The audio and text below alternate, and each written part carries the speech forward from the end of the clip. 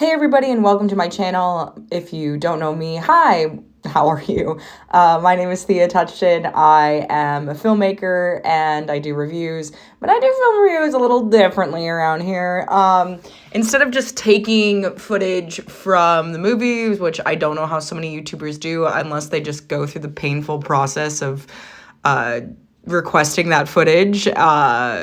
I don't want to get copyrighted, so I take vlogs, moments from my life that remind me of the movie, and I string them all together in this artsy form. If you don't like it, consider donating so that I can hire more people to edit and not do this whole thing by myself, and maybe even request legally all of those footage and clips from the movie. But until then, this is what you got. So today we're going to talk about old Back to Black, Amy Winehouse. Oh my gosh, I've adored Amy Winehouse for so long, although I think this movie definitely caused me to really think about why I valued her so much. I remember like just listening to her when I was like 13, and I was very, very influenced by her style, still am in many, many ways. If I could only overcome my disability to get my hair to be like that, I would do it. I'm pulling the trigger and doing it. So this movie, oh my gosh, so many people hated it, and I listened to a lot of YouTuber commentary on movies, also just to make sure that when I'm doing a video, I'm not just saying the same things that have been said, or I'm like talking about the same things that have been said in a different way. Just trying to make it unique and good for you guys. And so many people were like, Amy Winehouse would not have liked this movie. And that used to piss me off. I'm like, you don't know Amy Winehouse. Like, they're younger than her, younger than me. And I'm like, you guys, you don't know what she would have wanted. Having done a lot of research on, like, her interviews and everything, I think that even the cringy moments of this movie, I feel like she had a good sense of humor about herself. And I also think, like, were Amy Winehouse alive today, she would be probably in the movie herself, I would imagine, but maybe not. I like to think that she would have tried acting, but I don't know. And she's just like a very big character. I honestly, after this movie, I started to realize, I was like, I think Amy Winehouse is a mean girl, like just not the best. But of course, if you're struggling with addiction, you wouldn't be necessarily the most polite person on earth. That's just not how that disease works. And yeah, also another thing was that it was like too soon to do this biopic. It's like, I don't know that it is. I think especially that I know so many people are mad that it kind of like takes away the responsibility that had previously been put on Blake from the media, and I would say the Winehouse estate, who also are the people who sold the rights to do this. So clearly they wanted the movie, maybe wanted her legacy, maybe wanted to benefit from her legacy. So, I mean, that's the thing, is like, I don't know if Amy Winehouse would be relevant in years without the movie. And I guess a bunch of movies tried to come out right when she died, which might have been like way too soon. But I do think she's an important story to talk about because, one, she fits into like the 27 Club, which is, if you don't know, where a bunch of like musicians or famous people die around the ages of like 26 to 32. It's an epidemic, and it's so crazy that there's all this mental health stuff. And I know I dropped the C word, but I did it intentionally because that demographic is sorely left out. Like, and I don't know if it's because they employ people in that age in their office, and so they think that they have it covered. That's fine. But often on the youth groups, it's the cutoff age is like 26, ignoring the age that so many commit suicide by. And it's just like very frustrating to me. So we're going to get into all of that in this movie review. So tall orders, but I personally, like, I think that it is an okay time to talk about Amy, to bring up her legacy. Like, I don't know if Amy Winehouse will be relevant like 20 years from now. I honestly wonder sometimes the same thing about Marilyn Monroe, but the reason that we keep this relevancy is like we keep talking about these stories, and we keep learning from what happened here and how the media can do better, how we as fans can do better, how we as artists can do better. So the whole movie starts off with this line is like, I always want to be remembered as a singer, which is just, I don't know, kind of cheesy. I don't know if it's something that Amy would have said. And she also like is remembered as a singer, but also I believe so much more. It's very cheesy. And I know there was a lot of beef about the casting. I definitely have it too, in that Amy Winehouse was plump in her early days. And it's really dumb to show an early version of Amy Winehouse without, I know we hate a fat suit, or just cast an actor who is like mid-sized, and I guess is going to lose weight, something like that. But I don't know. It's really dumb that they didn't show her as plump like that, because that is part of her story. And it also just shows how severely in her eating disorder that she was by the end of her life. Like, you see all of the weight that she lost, it becomes entirely just so jarring. For this actress, I think she like kind of looks like Amy Winehouse. She doesn't have the accent entirely, and I would say she doesn't quite have the voice, but like, what a tall order. I don't know anybody that really sounds like Amy Winehouse. And we get deep into Amy Winehouse's relationship with Nan, who she, in this movie, credits to her kind of vintage pinup style. I guess her Nan knew like a bunch of icons.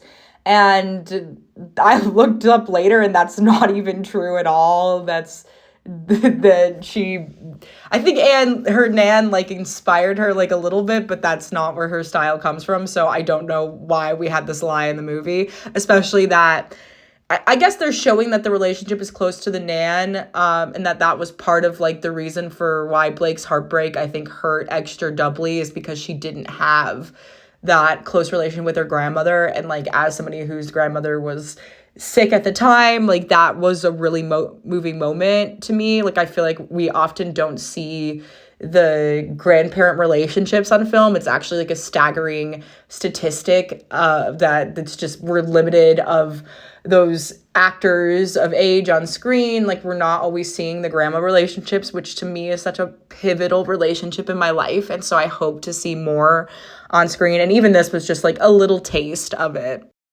And the beginning of this movie, I will say, just starts kind of cheesy. And I think part of that is in that this actress is just like very clean. And I hate when Hollywood does that, particularly to musicians who clearly lived like a rough and tumble life. I feel like they did it a little less with Queen, but like Amy was messy. And I think that's why we all sincerely loved her.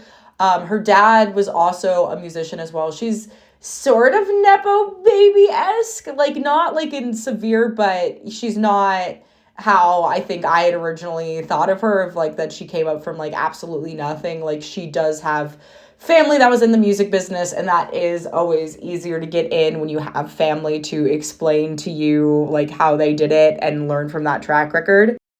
And Amy is absolutely a rebel, so she's not doing her schoolwork. I guess Judy Garland also had gotten expelled. She even tells this one story in an interview about how like she bought herself 2 guitars and then lied to say that one was for her brother, and then ended up keeping it. She's like, I'm attached to it now. And her parents are kind of at blaming for her rebelness. I don't think she ever really got in trouble. They just kind of like shrugged their hands at her and like did not, I think, try to make her follow any rules. And I don't know if that's because just of like what they believed, or if they just felt like tired or didn't quite know, or that Amy had just clearly kind of had the best of people and like a way to like manipulate very early on. Her brother is at college. He's worried about drugs with his brother, and I think she is maybe a little bit too. At this point, she's, I think, only smoking like weed and drinking, which I think everybody at this point in this day and age is like, that's nothing, you know? And it is something depending on the amount. Like, both of those things can have a severe impact on you, and there's definitely, I think, still people in America who's like, drinking and smoking weed, that's so much, like that's entirely too much, and you know, that's unsafe. So really just depends where you land on that spectrum, but that is where Amy was. And Amy is like very big into jazz. That's what she grew up listening to, and she thinks it's insane that some people just don't get jazz. But then also like have you ever met a sane jazz fan? But she doesn't even care because she believes that jazz is genius. I do not necessarily share the same opinions on jazz. There's some jazz that I love, and there's some jazz that like makes my brain hurt. And we don't get a full picture of her mother, but her mom is not well, and she's barely in this story. I don't know if that's because of like the mom's request. The only other kind of interesting fact that I know about the mom in my research is that she would drive Amy to go get drugs. And I don't know if that's because, like, she wanted to make sure that Amy was safe. And I also picture that Amy's not getting drugs from the slums at the time that she was using in this way, because she was of relative note. So she's probably getting it at like fancy places. So her mom could be essentially like dropping her off at a party. But again, I don't know all the details. I just thought that that was very interesting. We see again that Amy is not this like innocent little girl that she may look like she's currently sleeping with her best friend Karen's boyfriend as well as her own. So she clearly already had tumultuous like love. The filmmaking for the most part in this movie is pretty good. I like the sun in the background. There's just beautiful cinematography. It really is mostly the storyline that I think this movie kind of falls apart on. And I would say the main actress doesn't sing like Amy Winehouse. Like, she doesn't sing like she's getting lost in her songs. Like, the music is just taking her away, and that really takes me out of it. Like, there are very few times I'm unaware that this person is not acting, right? I don't ever, like, believe that she's Amy. She's not rough enough for me. She's too clean, even when she's, like, kind of supposed to be cleanish at the beginning of the movie.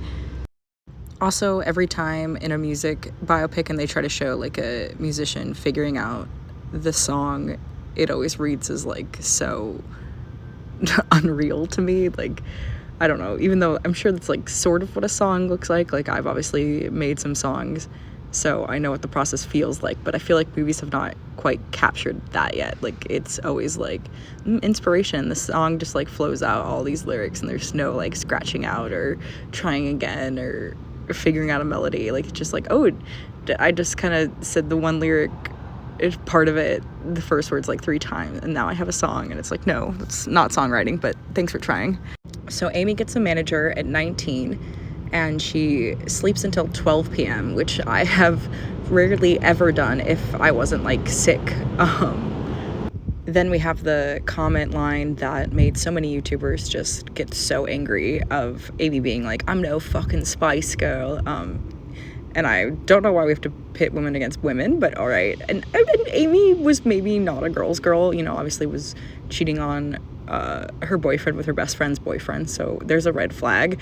And I did never see her have a lot of like female artist friends, right? She was solely kind of defined by the men she was around.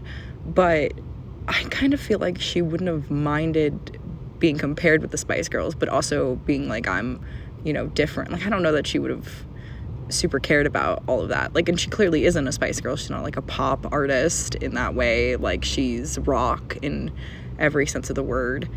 So she's just smoking and walking, getting tattoos, doesn't care about money. Amy, I wish I could say the same. You know what I mean? I wish I could say the same. I really do.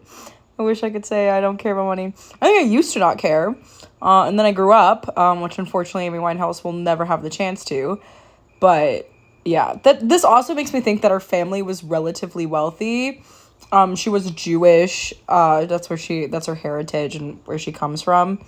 But the fact that she was not super concerned about money, or she was either like relatively wealthy, upper middle class, or like is so like in the pursuit of pleasure and being messed up that she just doesn't simply care. But I think it's more of the first one, maybe more of a combo.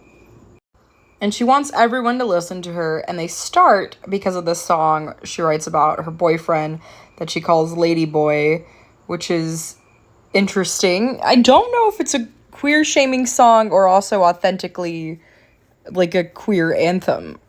Hard debate. It's not really for me, and it's giving Katy Perry's You're So Gay. So she's getting too fucked up for me. Like, I'm all for if you want to have a drink before a show or performance, or like smoke a little bit. Like, I get that sometimes a vice like that can help within reason and moderation, but I think, in my personal opinion, she overdoes it, at least from what I saw in the film. But she gets a glowing reference and gets a deal with Island Records anyway.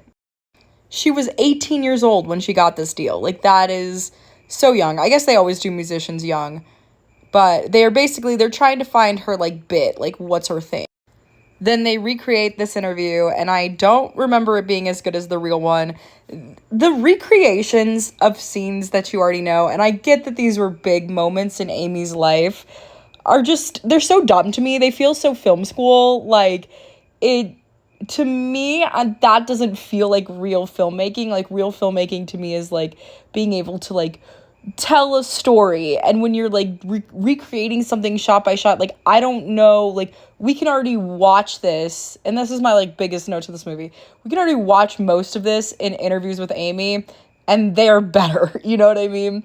Like, there's nothing that these recreation scenes add. Like, I will say for Bohemian Rhapsody, I feel like there was an added element of like, we understood how Queen felt, right? We were getting more emotions, and this is just like shot for shot, and that's like great, right? And you nailed it in filmmaking, but you also already have a video thing, like, and it wasn't that long ago. Like, I don't know that that is challenging or hard. But anyway, done being a film snob, her response when she's like, they tried to mold me like and like the shape of a triangle, and I was like, no, it's so cute. The real interview is so cute, and it's also just such a fun line. And I love Amy Winehouse, and she should be alive right now. She also looks spectacularly gorgeous on television. She did in that interview too. And she's drinking beforehand. But Amy has her own style plus brilliant vocals. However, her dad then finds her pot, which is drugs to him, but she really likes to have a spliff with some tea, which honestly does sound pretty good. I don't know that I've ever gotten high with tea. Not to be inspired by the wrong way and by Amy Winehouse. And also, like, weed's not legal in your state. Don't do it, and be above age. Like, there honestly is no reason, unless you have severe chronic pain as a teenager, to be smoking. I'm just gonna say. Anyway, due to all that, Amy is chronically late, which I can't imagine. She's like an hour late. That would stress me out so much, but she seems fine, and at least she's got a cute outfit on, you know? And then she wins the Ivy. She's winning all these awards. And unfortunately, her album peaks at 13, and it doesn't enter 10, which is what she needs to kind of beat the other competition and have her way as a mainstream artist. But 13's pretty good. Basically, the issue is that her album was just too crap for the Yankees, us Americans, which I will agree, I don't really love Frank in a lot of ways. He's got to get back to the studio and try to convince us Americans to buy it, and they all do this kind of, you've only got one chance, which to me always feels like the cliche music biopic throw in, but I don't know. I guess I used to kind of think, I don't think that's true. Like, there are so many ways to be successful as an artist nowadays, and ways to break in even if like a studio doesn't back you. But I do remember hearing that like the music industry is, like, I feel like with film, there's always going to be like a younger filmmaker who could give you your shot, who could be an up and coming filmmaker and put you in. Like, that is endless. And I guess maybe in the same way with some music, but it feels very blacklisty. Like, it feels harder in music to ever come out. Like, it feels like they purposely squash you more so in film. Like, film, I feel like it's such a carousel of like, nobody can really be organized enough to track you to really stop your career. Anyway, they do a thing everyone totally recommends, put even more pressure on an addict, and they're like, okay, you have one chance to break the states, and you need to work on your stage act. You're hiding behind your guitar. And I'm like, would they ever say that? You know, would they have said that to Jimi Hendrix? Would they have said that to the Beatles? Would they have said that to John Mayer? You know, I don't think that they did, but because she's a woman, we need to look at her eyes. They say that the guitar takes away from her performance, that she's turning her back, and they want to see more of her, which is pervy. And I do think she got to be a better performer when she gave up the guitar, and then kind of put it all into the beehive, I guess, to like hide behind, even though it's not really hiding. It's like more notice me than ever. But I get that it's like kind of like a comfort ritual. She clearly, I think, had a mental illness. Like, I wouldn't be surprised if she had some sort of like neurodivergency or even OCD. Obviously, I'm not a psychologist, so don't take my word at it. But just like knowing and working someone in that field, you can kind of start spotting patterns. But yeah, I think the guitar was cool. Like, when she was performing the guitar, awesome. But I do think she gathered more confidence because she simply had to. And obviously she was compensating with that confidence with like beer and weed and drugs, but we'll get to that. Anyway, so they want her to make eye contact with the audience more so that people can connect and just basically overall improve the stagecraft of her shows. They want to show off her legs and get to know her with like talking, and she just honestly thinks like the states are just all crap, and she's obviously mad basically being told like she wasn't good enough, and clearly like the confidence in her performance skills is like some of the only things that she has. She would rather kind of shut the stable doors on the states, and like she's like, what am I supposed to do, like wear a clown suit? Which in a way I feel like Amy Winehouse has a bit of clown in her performance. She gets aggressive at trying to conform to a normal. I think she doesn't want to, and she knows that that is maybe unfortunately the thing that is in the way of what she does want. She gets really nervous and she claims that drugs and alcohol help her. She needs to live her songs. So they're just like, you know what? Take some time, like think things over, and then like get back into the studio. Immediately, this actress took me out of the movie because she does not walk like Amy Winehouse, but that's fine. We've got Blake dancing to Big Spender, and to be honest, I don't really know a lot of Blake, but having seen the one-person interview, I think this actor nailed it, and it really is. It should not be called Back to Black. I mean, I guess it can because that is supposedly the album about him. It's definitely, like, not really about Amy Winehouse as much as it is this redemption for Blake. So we should probably talk about The Hot Water. So this director is kind of shamed for bringing out this relationship in this way. I think people are behooved by believing that Blake was toxic. It's all his fault. He killed Amy Winehouse, which is very much Amy's dad's narrative. I don't know that Amy would have said the same thing. I think Amy honestly would have admitted, she was like, yeah, it's a little bit of me. And obviously, like, Blake played a part. He introduced her, right? That's the whole thing. He introduced her. But also, like, you have to say yes. That is a choice. And you have to say yes again and again and again. And also, she truly loved Blake in a way that I think that the drugs were just, like, added on top of it. I don't think she was doing the drugs to get Blake's love. I think that she liked the pleasure that the drugs brought in. And clearly, there's something going on in Amy in a way that we'll maybe never know. Like, her parents published her diary and stuff, and like that to me feels more exploitive. Like, everybody's blaming Hollywood, but it's like they sold her the rights. Like, they're Amy Winehouse's estate. They sold her the rights. And I think in their ways it's like she gets to live on. This is what she wanted, was fame. But who knows what the real narrative is. Obviously, she's running from something. It could have just been like the media at that time that just made you feel like you were never enough as a woman. And that's why I think she was so severe in an eating disorder. Like, we do not talk about, like, at Gen Z, you do not know. And whatever generation is below that, you do not know. You think it's bad now. You think there's fat shaming now. It was so much worse. It was so much worse. And I think it's going to get better, which is great. But anyway, the director is in hot water of this because apparently she is married, and they've been married for years now, so it's very interesting in that way. I think if they were married less than, I would maybe have more feelings about it, but she married someone that she met on her set when they were underage, and it brings up a lot of questions, and that thusly kind of puts this story, which I do think is fair. Like, Blake's still alive. I don't know that he should have to, like, eat shit for the rest of his life because of being involved with Amy Winehouse. Like, I don't think that that's fair as a person. So I know people had a big problem with that, but I do think it's like, this person is alive. Like, let's let people be able to fail and come back, because to believe the alternative is to increase the risk of suicides, increase the risk of prison. Like, this is not okay, this cancel culture. Like, but I understand, too, that, like, we need to be mindful of pedophiles. I personally wouldn't do what this woman director did with her now husband, but apparently they're happy.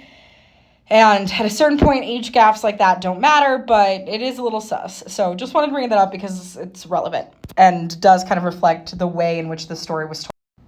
Anyway, Blake gets her a drink, likes her tattoo, talks about, like, oh, have you ever heard of ecstasy? And then talks about Ruxtoxy, which I don't know what it is, but I guess it's London's form of whatever. I tried to look it up, and I must have spelled it wrong, but basically, Amy is like, I like the way my vision is on a bigger bowl. I like to smoke cigarettes, but they call it the British word for, well, AFAG, we'll just spell it. She likes to get all sweaty and eat a kebab with honey mustard. And Blake's like, yeah, I love a slog bowl. Like, and they're kind of bonding over getting trashed in this way, which I love it. We love degenerates just like having a blast.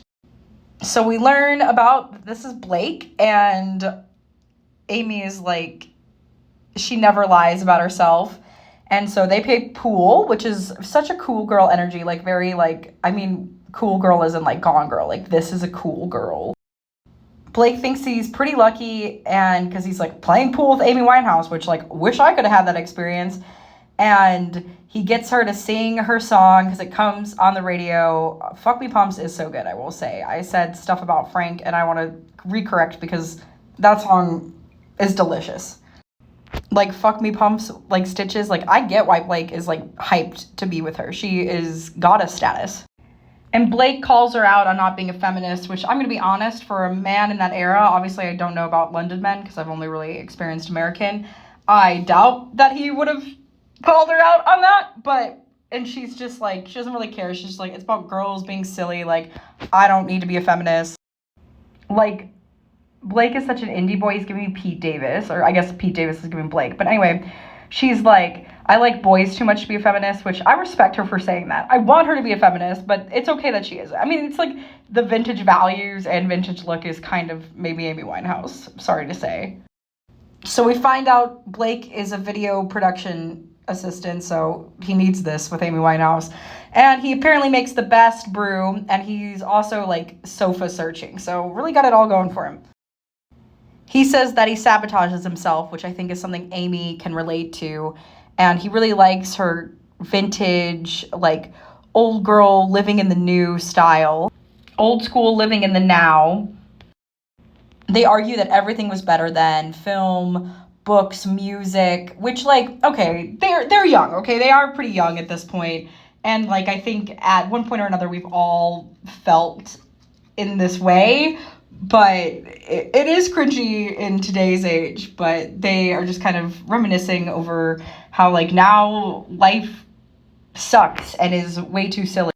Life is ugly and stupid, they say, and that they're just lucky if they don't drink themselves silly. Like, they're like, might as well. And I think that you have to understand, like, at this time period, like, now these are not new thoughts, but at this time period, they really were. Like, everybody thought it was gonna be so good right now. And I think now everybody feels the way that Blake and Amy do in this world. But it's pretty clear that, like, and it makes sense for the time, like, Blake was the first person, I think, to hear Amy's own thoughts kind of echoed back into her, and she loved it. And Blake introduces her to this 1960s girl band who has just excellent atmosphere and emotional turbulence.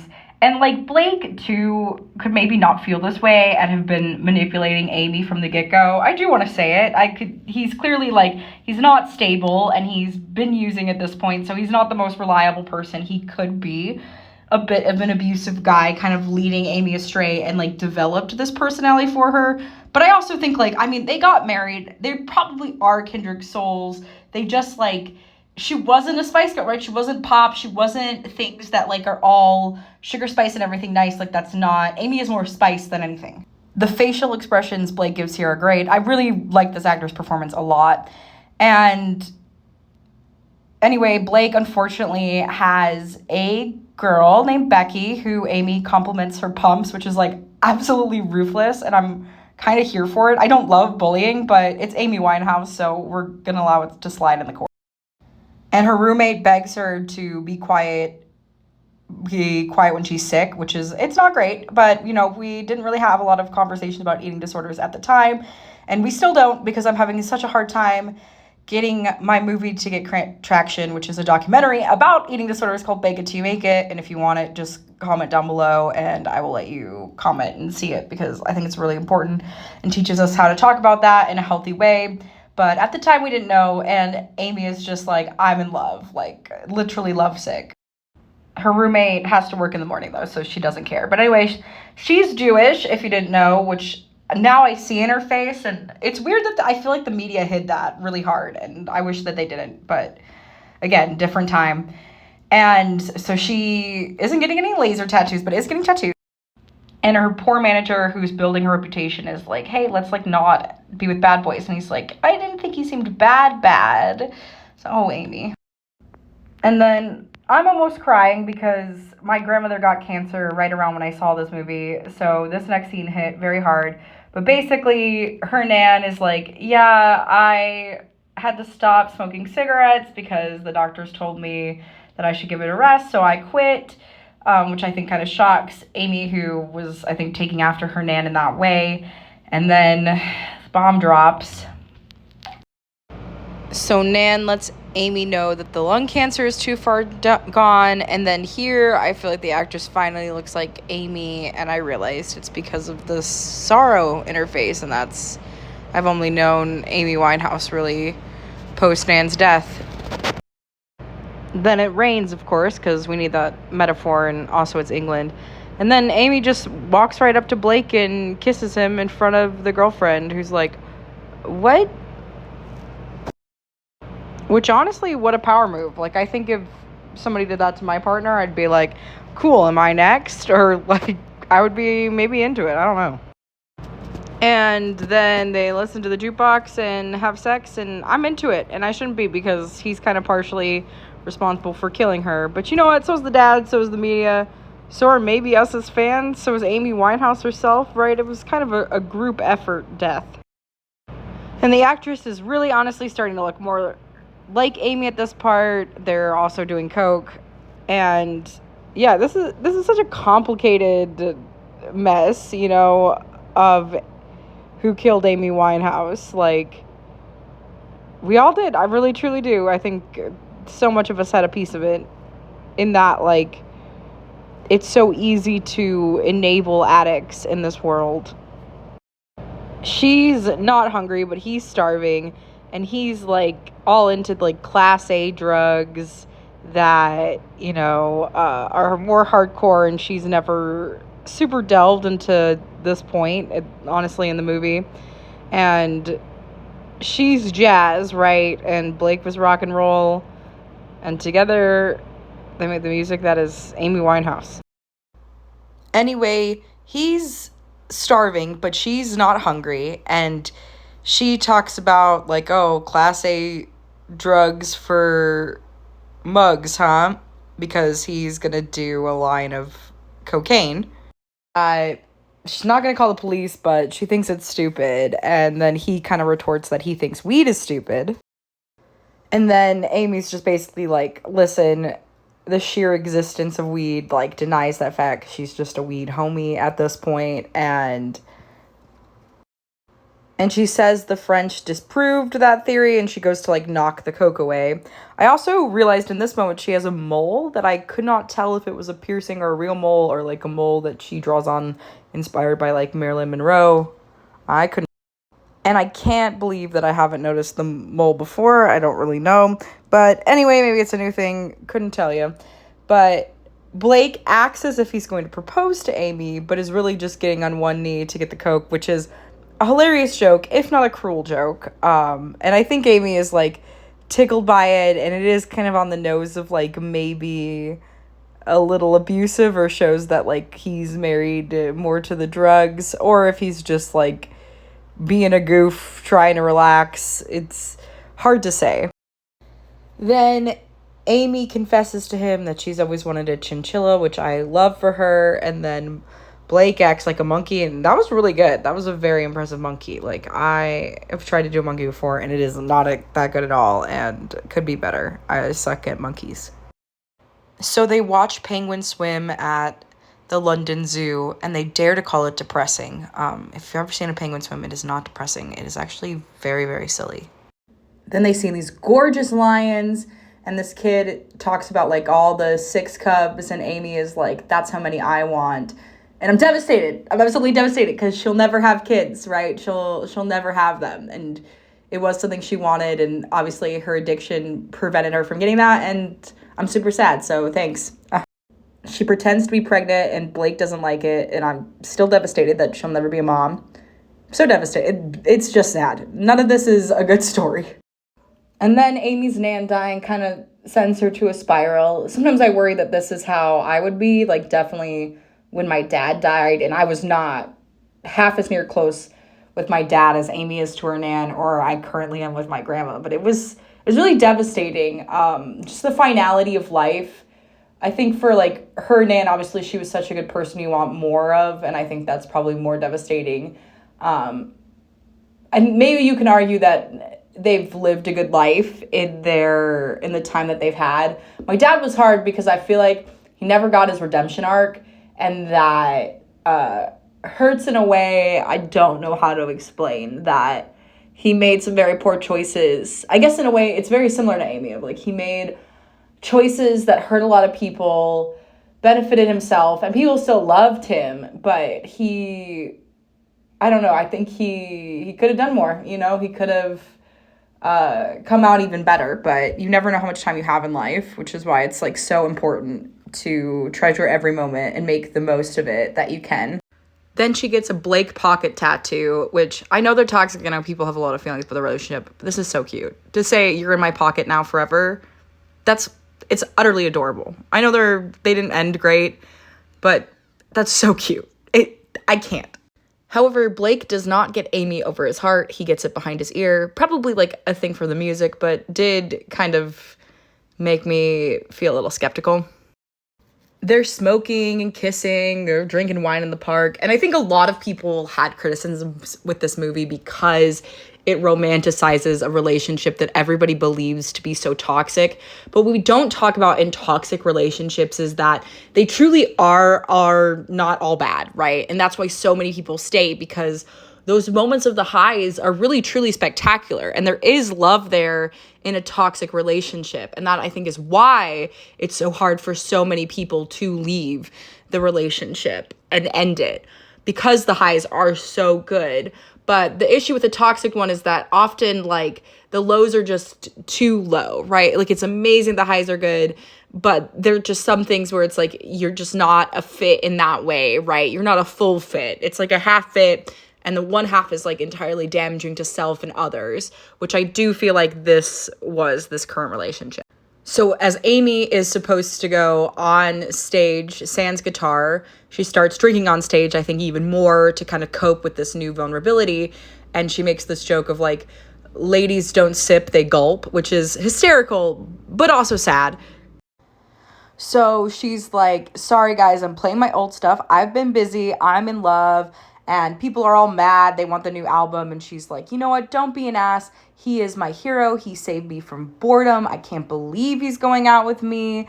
I love him. And then, of course, he leaves in the middle of her show to go get drugs. Yikes. And she's so mad. She's just basically like, what the fuck? And it probably is very rude. He's like drinking in the middle of her set and talking. And he is very much like, I'm just here like having a good time.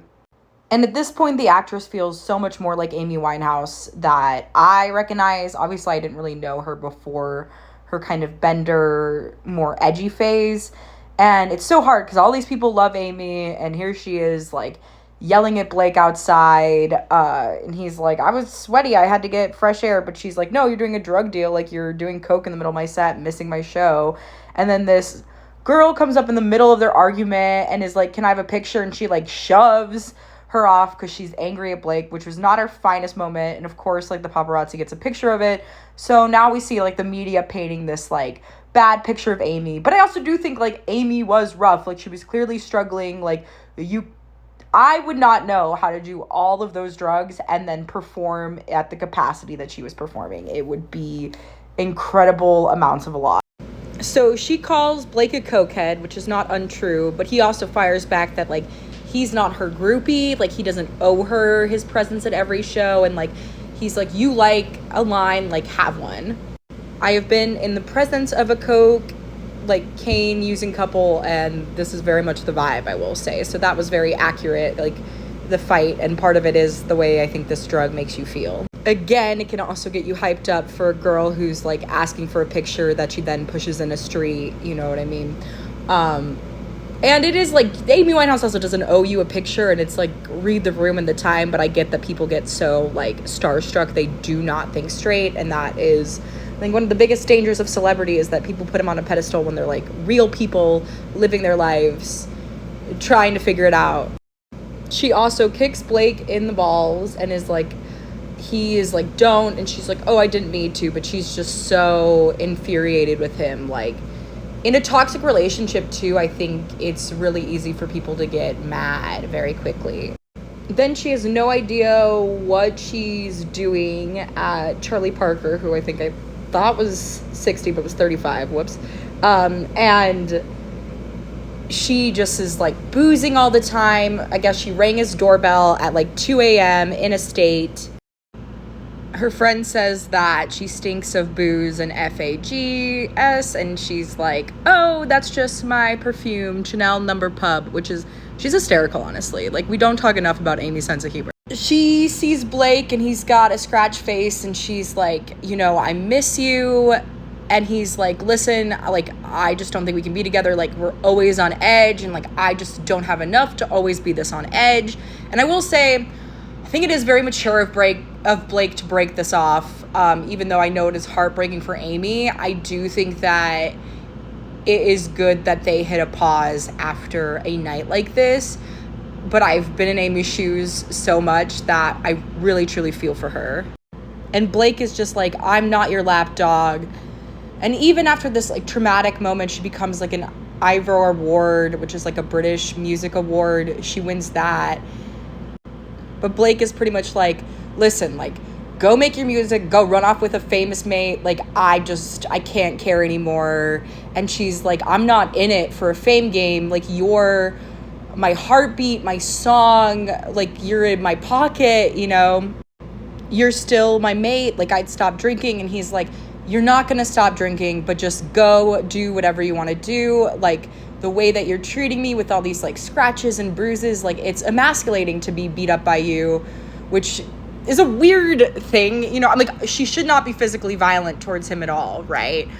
But it is weird to take that in that way. I know that is absolutely like right for kind of the man at the time. Like, that is how society is, but I don't think it says anything about you when another person takes their physical abuse out on you, right? In some ways, I think it's that they think you're a safe space to express those emotions that are so dark. As it's not right, it doesn't justify, but like, I think that that's the reasoning, right? Is like, they know that you'll forgive even the monster in them, and that is like a very great quality in a human to have, because some people won't forgive for far less.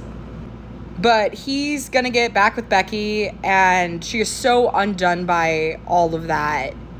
And it is so hard, because when you're in your 20s, like, that first deep relationship like that, you feel it. You feel it with your whole soul. And Amy is so undone. You know, she's just accused of being a drunk by a person that she loves. And this scene, I will say, is worth the watch. I think it's a really, really good scene. And if you hate the rest of the movie, that's fair. But this scene was very powerful and special, and something we don't see a lot that I felt was really real. So I really did like this part of the movie. Probably my favorite part. Not my favorite part because it's so heartbreaking for Amy, but in a chance of like good cinema, you know? Then we cut to Amy, who is just like messy, has vomit on her jacket, surrounded by puke, like didn't open the door but hated all the knocking that kept coming in. You can tell she feels terrible. She's got super messy hair, there's a cut on her head, vomit on her jacket, like feeling trashed, looking trashed.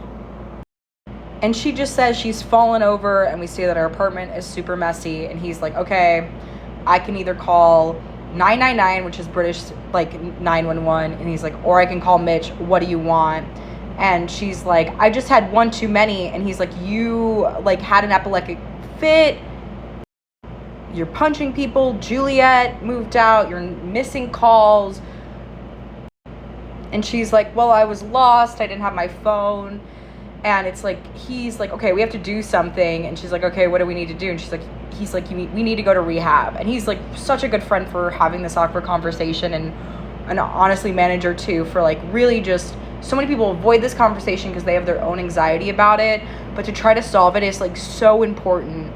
And she's like, I don't need to go to rehab, like music is always my rehab. And her manager is like, no, like, you were unconscious, you could die. And it is so sad that this guy is fighting harder for Amy's life than Amy is at this present moment. It is devastatingly sad.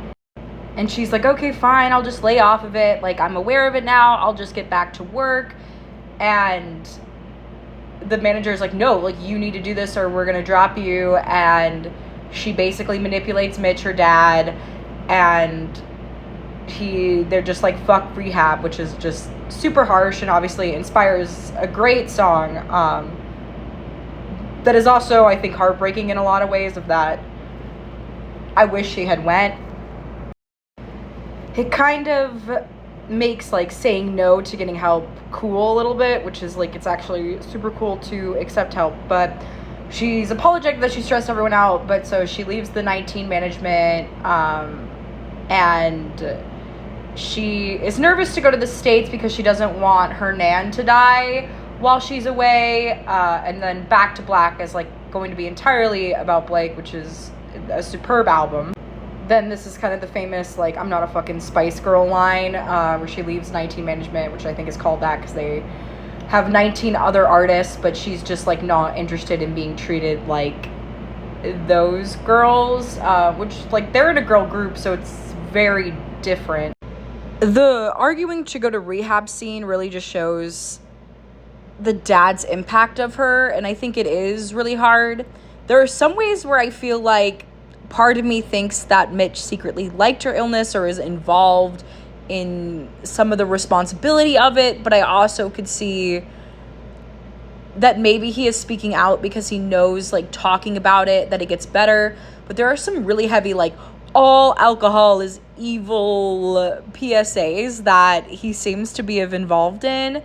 And I don't quite think it's so simple, right? Like, I think the issue is that if we are talking about things, I think addiction won't exist. Like, if we have a better, stable mental health culture, if we have more resources, addiction won't exist the way that it does. But making things illegal and making people feel shame for drinking, I think only just adds to the addiction challenges more so. But basically, Amy is her daddy's little girl. She joins Metropolitan Records, and she kind of had this flashback to when she was, like, eating veggie with her nan, and she gives her this, like, 60s style, which she wears, and she looks absolutely stunning. And then when, of course, her nan passes, she gets a yellow bird tattoo to symbolize her. But she keeps wearing all black and is super emotional. You can, like, see her veins. But it makes sense. Like, she lost two great loves of her life, kind of boom, boom, right after another. Anyway, Amy has her dad under her thumb, so she's not receiving help. And to honor Nan, when she died, she does her hair in this big beehive. But then it kind of turns out, when I did real research into it, that Nan had really no effect on her style, but really the beehive was to hide, so it still kind of works. But I kind of hate that the film lied about stuff. Like, I don't really understand when you lie about a biopic, and I get, like, obviously you want Amy Winehouse to attract viewers, but I feel like at some point it's like, then let's just make a fictional story inspired by Amy Winehouse, like, kind of like Her Smell, right? Like, it's Courtney Love coded, but not biographically Courtney Love. She feels like Blake has basically killed her, but then we see her at this, like, convenience store. She's got super ratted hair, big eyeshadow. She's buying 20 packs of alcohol, and this kid comes up to her, super shy. It sounds like the kid said that its name was BS, but that can't be correct. But she's like, oh, we could be, like, sisters. And her mom is, like, right over there, because I was kind of wondering, like, why is this child alone in a convenience store? I mean, Amy Winehouse is, you know, not gonna do anything bad, but still, you know. And then the little girl points at her mom, and then Amy gives her like jerky and is like, don't tell your mom. Her mom is right there. She would have seen this, so I don't really understand. And the mom is probably going to think that the kid stole it and not believe if a kid said, I got this from Amy Winehouse. Like, I truly hate the scene. I'm sure maybe it was based on real life, because it does sound like something that someone would do kind of after a big bender. But she then says to the kid that she wishes that she was the kid's mom, which is like, that's really weird to say to somebody. And I feel like the movie kind of paints it as like, oh, how endearing.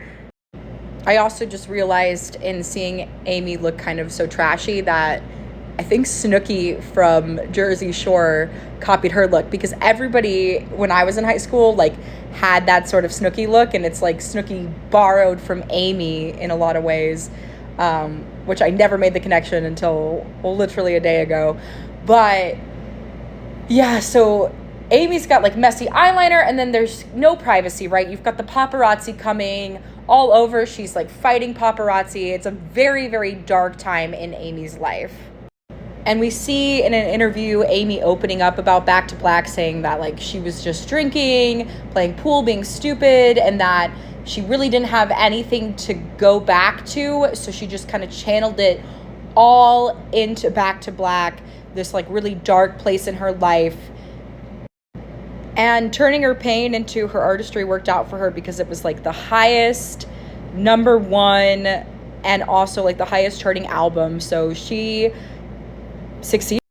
And she says, you know, she didn't write songs to be famous. It's really not about the money. She's just like, I needed to make something good out of something so bad. And that I really, really relate to. I never knew Amy Winehouse had said that, but that is why I also make art.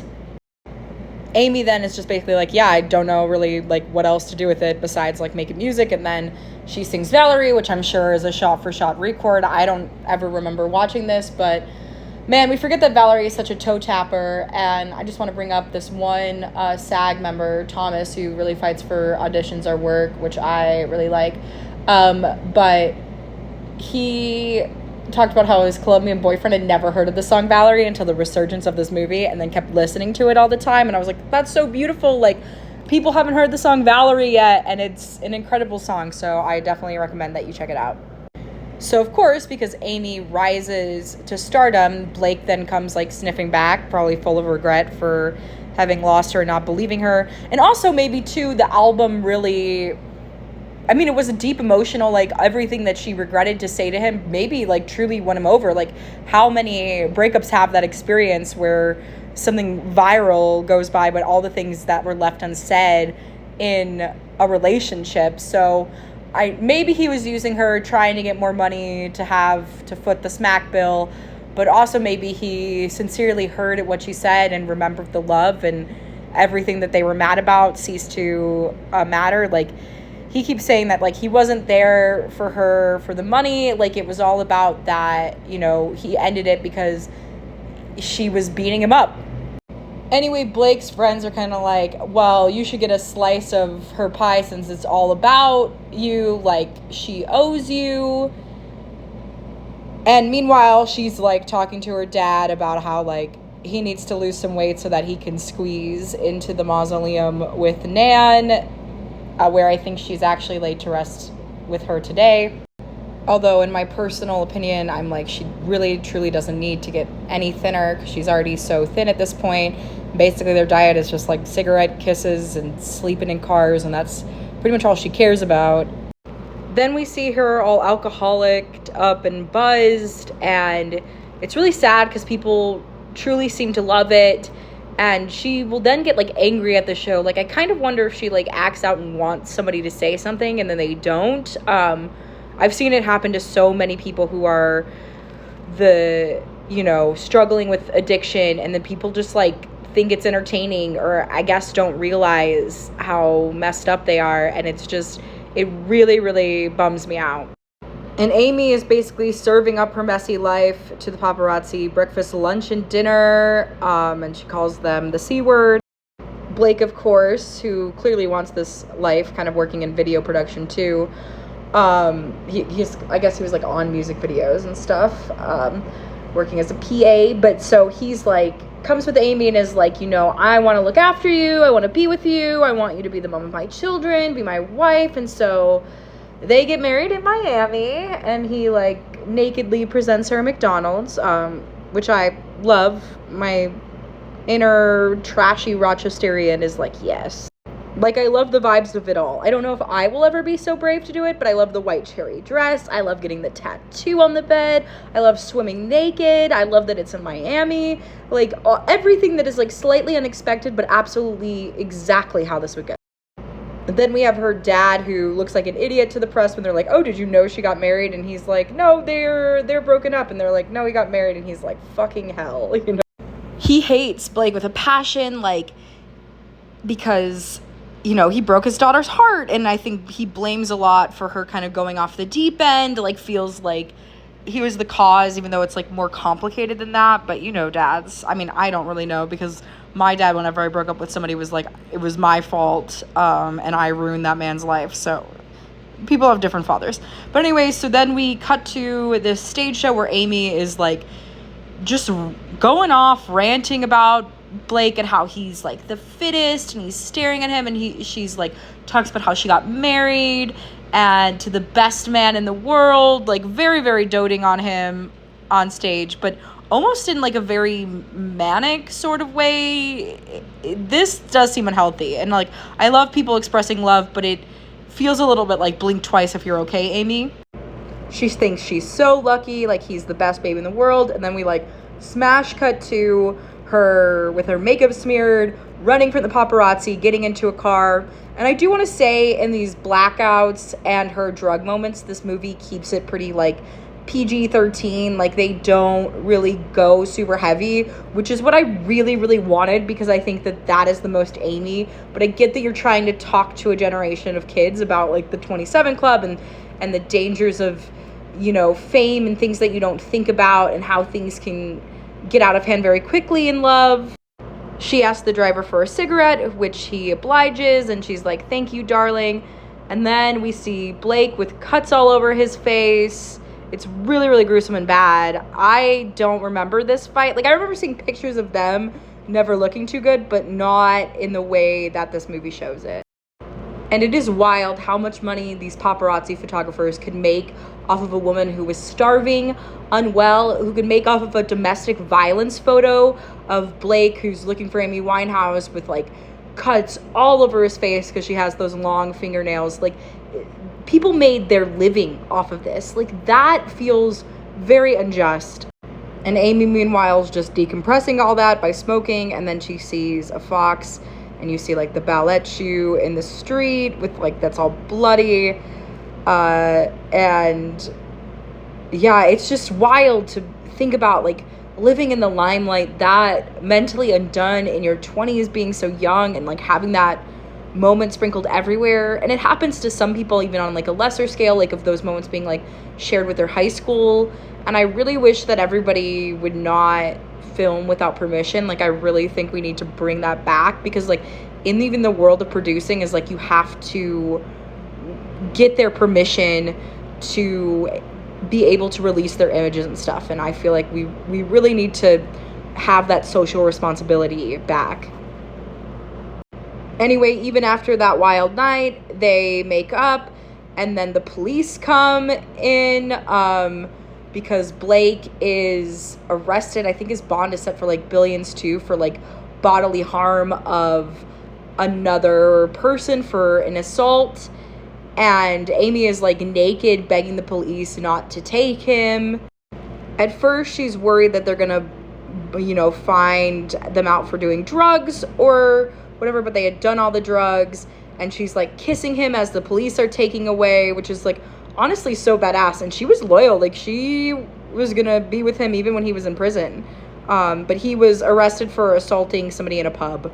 And of course the paparazzi are also eating this moment up, because she's like trying to kiss him as the police pull her back, and he is basically very calm in his arrest. He's like, don't worry about it, like we'll figure it out. And she's just like desperately crying after him. Like she is addicted to him. Like in those interviews when they say, I think that is very true. And this moment, I think that they handled that moment pretty good, but the ballet shoe moment, it was a little too melodramatic for me. And then again, we just see Amy still in the same thing, like absolutely so drunk, but the people are just like loving her even though she's wasted. I mean, under severe amounts of stress to have your partner be in prison and then also like go on tour and sing about all the bad times that you had and your breakup songs to him. Like that had to be a very hard existence that record company wise you can't get out of. She's drinking on stage, but everybody loves her, and she's like, it took me 3 men to get me into this dress, and it's gonna take 1 to get me out. So still funny despite it all. And she talks about how her husband is gonna get out of prison soon, and people boo, and she's clearly not okay, but she's like, you know what, like, give me your phone, I'm gonna text people. And she's like, you can text and find it out. And she's like, you guys, like, you should have some manners, like, don't boo that. Manners cost nothing. And she's got this huge head of hair, and people have to like carry her down from the stage. And this performance, it's so interesting, right? It's like a brilliant train wreck you can't look away from, but it is like heartbreaking. Like, I can't watch her perform when she's like this, because it just shatters my heart. Like in this performance shown, she's just stumbling in high heels she can barely walk in, and she's singing Me and My Mr. Jones, but it's so hard to watch. And so then we see Amy visiting Blake in jail, and he's like, I'm clean, no weed. And she's like, that sounds awful. And he's like, oh yeah, like, you just get to go out and do whatever you want, like the papers just shove that in my face. And she's like, whoa, like, nothing's going on, like, why are you feeling this way? And she's like, like, you're almost out, like, what is happening? And he's like, almost my worst fear happened, like, you almost died, you had another fit. And she just basically says, well, you introduced me to like heroin and all of this stuff, like, and he's like, you know what, don't even blame me, you don't do anything you don't want to do, which I think is very true of Amy. And he's like, you know what, I'm having a moment of clarity, we have a toxic codependence, we have to separate, I want a divorce. Which, like, I feel so bad for Amy, but I do respect Blake for saying this, because I do believe that it was true. And he just tells Amy that, like, you just keep doing things worse, like you're self-harming and doing drugs, and you just do it more so than me. And she's like, I haven't self-harmed in a long time, like, my razor is blunt, which is just like so hard that she self-harmed. Like, her thoughts must have been so terrible. And it's just, I have a hard time to believe that alcohol dose was accidental. She's like, I haven't self-harmed since you were in here, which is honestly very impressive, because this would be very triggering. But Blake is just like, you're a bully and you just have all of these fans, like, that's what alcohol is making you. And she's just like, no, like, come on, like, we could just have a fresh start, we can get back to a sense of normality, like, you're in my pocket forever. It's so heartbreaking when she says that.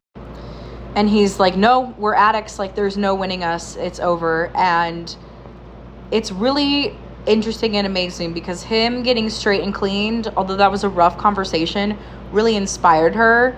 And I think her nan would be proud, because she basically goes to her dad and is like, okay, like, I'm ready to go to rehab. And her dad mentions that it's like, oh, I've never heard you use the word addict before. And she's like, yeah, because everybody has been calling me an addict, like, for me. And I really have to wonder, like, what Amy Winehouse would think of this movie. I don't think that she would all around hate it. Like, everybody was like, she would completely hate it. I think there were moments where she would find herself flattered, and I'm sure there's moments where she would find, like, it wasn't as truthful. And I think she would have wanted her rated R movie, to be honest. My biggest fault with this movie is it kind of paints that Blake is the only man Amy ever loved, but it's definitely, like, one of the deepest loves Amy had. And then we have, like, Losing Game, where she's just looking, like, super sad, like, big messy hair, looking at her baby, because we're gonna find out that, like, Blake has a new baby soon in his, like, new relationship that he's moved on, probably the one that he is still currently in, because he is a father.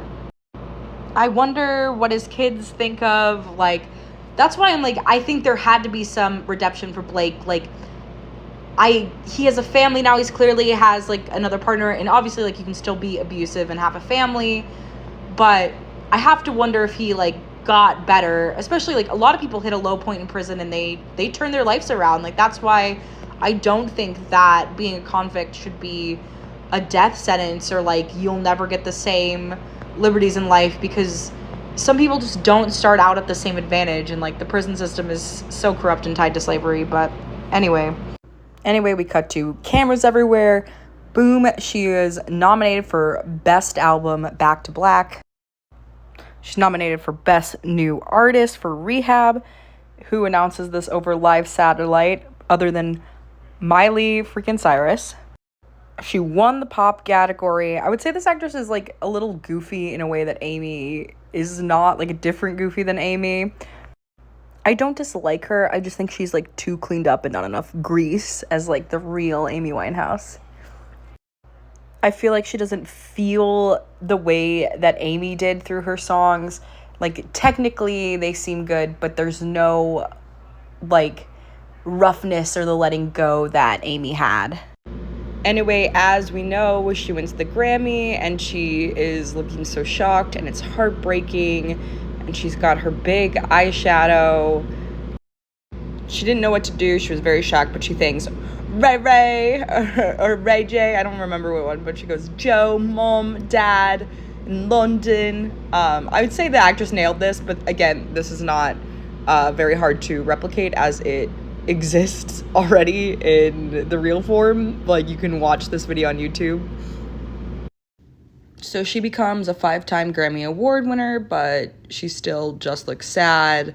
She gets the skunk stripe in the big house. Literally, when she got the skunk stripe, I also got the skunk stripe. And then she died shortly after, and I always used to joke I killed Amy Winehouse by like impersonating her. But it's really hard for me to understand, like, having all of this success, like, to be able to comprehend. Like, to me, that is what makes me happy. That is what I feel like I'm missing in life. But for some people, it's not enough.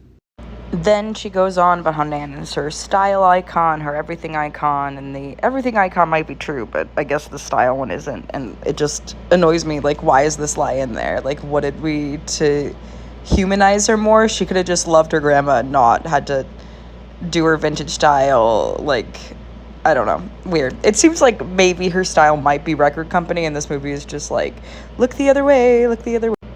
Anyway, in this moment, they want you to let you know that, like, she's sober and everything's not easy without a drink, but she's tracking her dad. Paparazzi's still, like, photographing. I think not at the intense frenzy that she was at the height of, like, her mental illness, which is unfortunate that she was exploited in that way.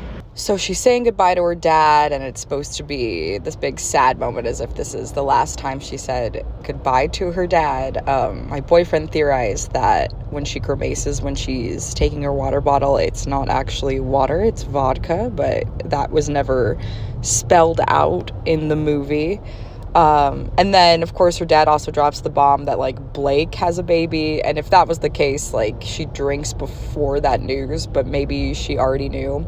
I also think it's a bit silly in this movie. Then she, like, listens to one of her songs from Back to Black, and I'm like, Amy has definitely demonstrated that she has some various, like, degrees of narcissism, but I always laugh a little bit, like, how much do actual musicians, like, just casually listen to those songs, like, put it on a jukebox?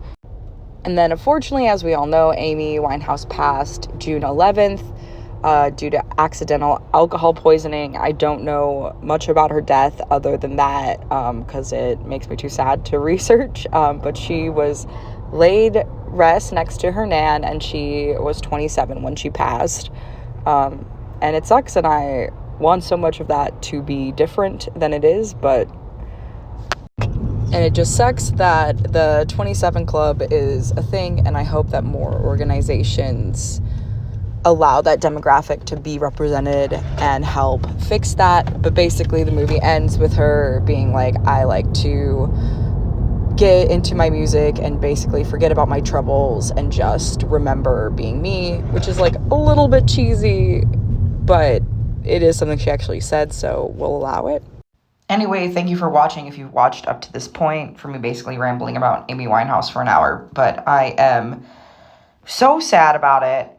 And I have so many questions still about her death. I think that's like the tragedy of her passing so early. It's just like, did she like the fame? Did she go into her alcoholism because she knew it would get media attention, like kind of being in this like rager and then thus provide? Like, so did she put in a bunch of alcohol into her system in order to meet the demands of the media? Was the media entirely wrong for exploiting her in raising awareness that Amy needed help? Is it good? But also, is it weird to make money off of raising awareness for somebody's health? And I think that is wrong. I personally don't know that I could. I think it's okay to talk about a health issue and then use a famous person as an example, but to sell private moments of Amy Winehouse's breakdown and mental breakdowns feels not well. But in some ways, like, I mean, we're educating a generation on alcoholism, awareness rather, not necessarily how to get out of it. I think that's the part that we are missing in mental health. It's like,